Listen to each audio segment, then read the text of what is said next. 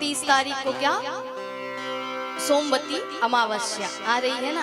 इस दिन दान पुण्य का विशेष महत्व होता है। तो हमने पहले भी बताया कि पूस महीने में पूरे महीने में किया गया दान पुण्य भी आपको माना जाता है कि चाहे एकादशी के दिन हो चाहे इन महीनों में दान पुण्य किया गया हो, भगवान स्वयं कहते हैं कि एक अश्वमेघ यज्ञ के बराबर पुण्य फल इनका प्राप्त होता है। तो आ रही है 30 तारीख को सोमवती अमावस्या, जो सोमवार को पड़ती है अमावस्या, बड़ी ही शुभ लक्षणों से संपन्न उस अमावस्या में किया गया दान पुण्य हो, किसी प्रकार का दान हो, आवश्यक नहीं कि सोने चांदी रुपये का दान ही होता है महाराज। आपकी सामर्थ्यता है तो आप रुपये सोने चांदी का भी करिए, लेकिन दान कई प्रकार के होते हैं। तो इस दिन आप शिव पार्वती की आराधना अवश्य करिएगा। और सोमवती अमावस्या के दिन, अमावस्या सोमवार की तिथि, सोमवार का जो दिन होता है वो शिव जी को समर्पित होता है, इसलिए शिव की आराधना और पितरों की प्रसन्नता के लिए सोमवती अमावस्या में आपको कुछ उपाय करने हैं, जिससे आपके घर में पितरों की कृपा आप पर बनेगी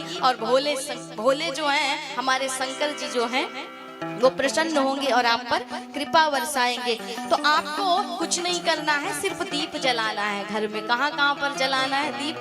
बड़ा साधारण सा उपाय है कि दीप से ही आपको सारी सौभाग्य सुख समृद्धि की प्राप्ति हो सकती है। सोमवती अमावस्या के दिन ये कार्य अवश्य करिएगा।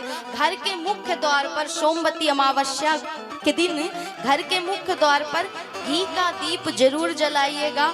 जल से भरा कलश भी रखिएगा, क्योंकि ज्योतिष के अनुसार माना जाता है कि इससे माँ लक्ष्मी आप पर प्रसन्न होती हैं और उनका घर में आगमन होता है महाराज। इसलिए छोटा सा उपाय है, सुख समृद्धि में वृद्धि के लिए इस उपाय को अवश्य करिएगा। वैसे नित्य प्रति भी नियम होता है कि घर के मुख्य द्वार पर अपने दाएं भाग में, अपने दाएं में निकलते समय जो आपका दायां भाग होता है ना, उस स्थान पर घर के द्वार पर नित्य प्रति दीपक घी का अवश्य जलाना चाहिए, क्योंकि इससे आपके पितर और घर की लक्ष्मी जो है, अन्नपूर्णा जो है वो प्रसन्न होती है, उसकी वृद्धि होती है, वो हमेशा बढ़ती है निरंतर। दूसरा, दक्षिण दिशा, ये दिशा क्या है? पितरों की मानी जाती है। जो दक्षिण दिशा है वो पितरों की मानी गई है, इसलिए सोमवती अमावस्या पर दक्षिण दिशा में पितरों के निमित्त एक दीपक जरूर जलाइएगा, क्योंकि वो उससे प्रसन्न होते हैं और परिवार में अपना आशीर्वाद बनाते हैं। और पितरों के आशीर्वाद से आपके घर में किसी प्रकार की कमी, किसी प्रकार का अभाव नहीं हो सकता,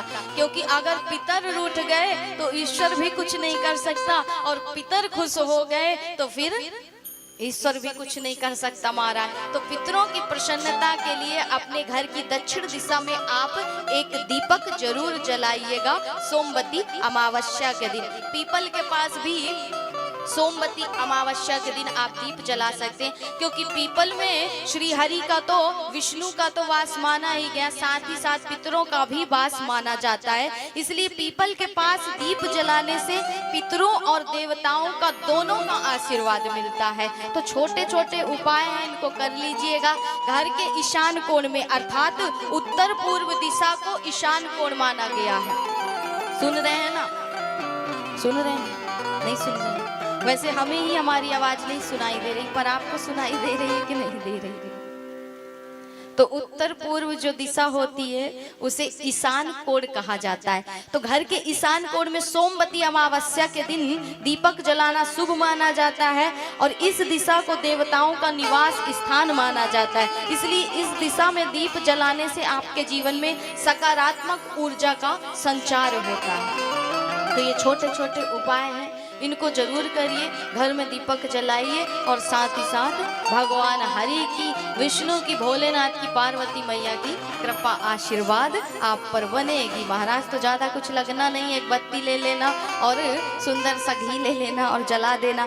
अब किस देव के सामने किस बत्ती से आरती करनी चाहिए अभी थोड़ा सा जान लीजिए। कुछ भी कर देते हो महाराज। बोले हम थोड़ा सा चर्चा कर लें। हमारे यजमान बेचारे इतने भोले वाले कि पंडित जी कहें कि हाथ धो लीजिए, पानी दे रहे हैं, आरती के उपरांत हाथ धो लीजिए, तो बेचारे यजमान उसको पी जाएं। पीना नहीं होता है, हंस दो प्रक्षालनम जब बोलते हैं ना तो अर्थात हाथ धोना है आपको, उसका अर्थ होता है कि हाथ धोना। अब बेचारे उसको पी जाएं और पी करके पोंछ लें, सिर में नहीं पोंछना चाहिए, इससे आपने जितने सत्कर्म किए हैं सब खत्म हो जाएंगे। जब आपको चरणामृत दिया जाता है, मंदिर में हो या कथा स्थली में हो, जब चरणामृत दिया जाए तो उसको पान करके कभी भी सिर में नहीं पोंछना चाहिए, क्योंकि सिर में पोंछने से आपके जीवन में आपने जितने सत्कर्म किए हैं वो सब वहीं पर तुरंत नष्ट हो जाते हैं और आप पर पाप लगता है। इसलिए कभी सिर पर हाथ उसको नहीं पोंछना चाहिए। जूठा हाथ सिर पर थोड़े ना पूछते हैं महाराज। इसलिए छोटी छोटी त्रुटियां हैं, गलतियां जीवन में होती हैं, अगर नहीं बताएंगे तो आप सुधार नहीं कर पाओगे। तो अब पंडित जी जब हाथ धुलाएं आरती के उपरांत तो उसे पीना नहीं है, उसमें हाथ धोना है महाराज। और पंडित जी जब तक ना कहें कि आरती उतारो तब तक आरती भी नहीं उतारनी है। अब आए और जैसे ही पूजन कराई तुरंत आरती घुमाने लगे। आरती घुमाने की भी एक नियम होती है, एक प्रक्रिया होती है महाराज। जब बोलेंगे, जब मंत्र पढ़ेंगे, चंद्रमा मन सो जाता, उसके उपरांत ही आपको आरती घुमानी है। आप कभी भी आते हो आरती घुमाने लगते हो, ये छोटे छोटे क्या होते हैं, सेवा के अपराध होते हैं। हमसे जाने अनजाने में त्रुटि हो जाती है, गलती हो जाती है। अब बेचारे ब्राह्मण देवता एक एक को कैसे बताएंगे, इतना साउंड चलता रहता है जोर जोर से। इसलिए हम यहाँ से बता रहे हैं, इन कमियों को, इन त्रुटियों को सुधारिए और सेवा के जो अपराध हो रहे हैं उनको धीरे धीरे प्रयास करके आप अवश्य एक दिन सुधार लेंगे, तो आप पाप के भागीदार नहीं बनेंगे। तो गोल बाती से जिनके सामने आरती उतारी जाती है, गोल बत्ती का जिनकी आरती में प्रयोग किया जाता है, वो हैं ब्रह्मा जी, इंद्रदेव जी, शिव जी, विष्णु जी और तुलसी का पौधा। इन देवों के सामने आप गोल बत्ती से आरती करिए, अर्थात छोटी सी गोल बत्ती आती है ना, उससे आरती की जाती है। और लंबी बाती से जिनके सामने आरती की जाती है, जिनकी आरती की जाती है, वो है माँ लक्ष्मी, दुर्गा जी, सरस्वती जी, कुल देवता और पितर देवता। इनके सामने लंबी बत्ती का प्रयोग किया जाता है और उसी से आरती उतारी जाती है। तो सबके अलग अलग भाव होते हैं, सबकी अलग अलग श्रद्धा, लेकिन शास्त्रों में जो लिखा है उसी अनुसार कार्य करना चाहिए। तो उससे पुण्य फल जो पूरा मिलना है वो पूरा ही मिलेगा, आधा नहीं मिलेगा महाराज। आपसे जो गलती हो रही है वो भोलेपन से हो रही है, तो पुण्य फल ऐसा नहीं कि पूरे आपके चले जाएंगे, लेकिन जो 50% मिलना है अगर आप अच्छे से करेंगे नियमानुसार तो वो पूरे 100% आपको मिलेगा। ये प्रमाणित बात है। तो छोटी छोटी त्रुटियों को सुधारिए, सेवा के अपराध जो होते हैं उन्हें सुधारने का प्रयास करिए।